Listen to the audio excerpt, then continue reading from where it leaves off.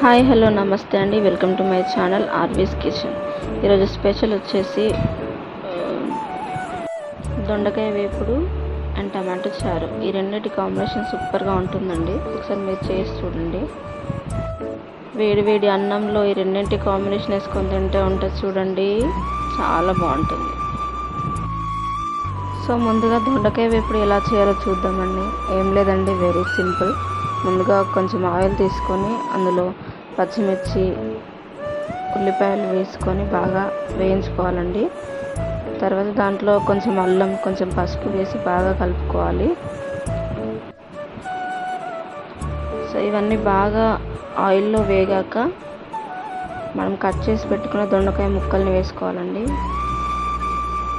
చూడండి, ఇలా కట్ చేసుకోవాలి. సో ఇలా కట్ చేసుకున్న వాటిని ఆయిల్లో వేసుకొని బాగా ఫ్రై చేసుకోవాలి. సో ఆయిల్ కొంచెం ఎక్కువగా వేసుకుంటే బాగా వేగడానికి బాగుంటుందండి. సో చూడండి, ఇలా వేగాక కొంచెం కారం పొడి వేసుకొని కొంచెం ఉప్పు వేసుకొని బాగా మిక్స్ చేసుకోవాలి.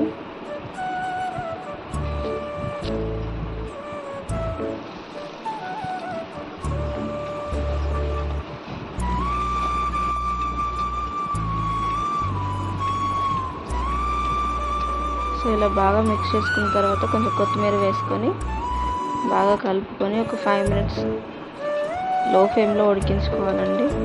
సో అంతే, దొండకాయ వేపుడు రెడీ. ఇప్పుడు టమాటో రసం ఎలా చేసుకోవాలో చూద్దామండి. ఒక చిన్న గిన్నె తీసుకొని దాంట్లో కొంచెం ఆయిల్ తీసుకొని జీలకర్ర వేసుకోవాలి, పోపు దినుసులు, పచ్చిమిర్చి, కరివేపాకు, ఉల్లిపాయలు వేసుకొని ఆయిల్లో బాగా వేయించుకోవాలి.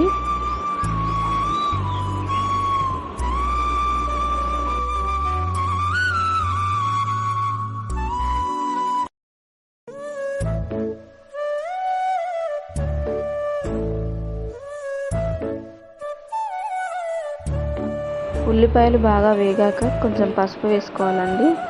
పసుపు కూడా వేసుకొని బాగా మిక్స్ చేసుకోవాలి.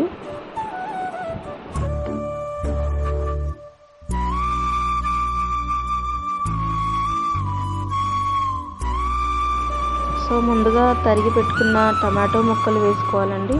టమాటో ముక్కలు వేసుకొని బాగా మిక్స్ చేసి ఒక 2 minutes మూత పెట్టి ఉడికించుకోవాలండి. సో ఇలా క్రషర్తో కూడా స్మాష్ చేసుకోవచ్చు. సో చూడండి, ఇలా మెత్తగా స్మాష్ చేసుకున్న తర్వాత ముందుగా నానబెట్టుకున్న చింతపండు రసం ఉంటుంది కదండి. సో చింతపండు రసం ఈ టమాటో మిశ్రమంలో వేసుకోవాలండి.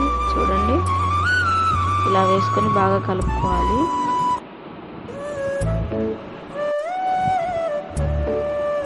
సో దాంట్లోనే మన టేస్ట్కి సరిపడా ఉప్పు వేసుకోవాలి. తర్వాత కొంచెం కారం వేసుకొని బాగా మిక్స్ చేసుకోవాలండి.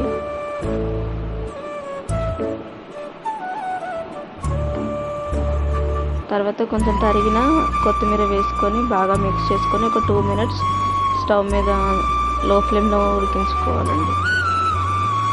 అంతే అండి, టమాటో రసం రెడీ అయిపోయింది. సో నేను అలాగే వేడివేడిగా రైస్ కూడా పెట్టాను. చూడండి, రైస్ కూడా అయిపోయింది. నేను బాబు కోసం ఫుడ్ అయితే రెడీ చేశాను. సో వాడు చాలా ఇష్టంగా తింటాడు. ముఖ్యంగా టమాటో రసం అయితే చాలా బాగా తింటాడండి. సో వాడి కోసం ప్రిపేర్ చేస్తున్నాను.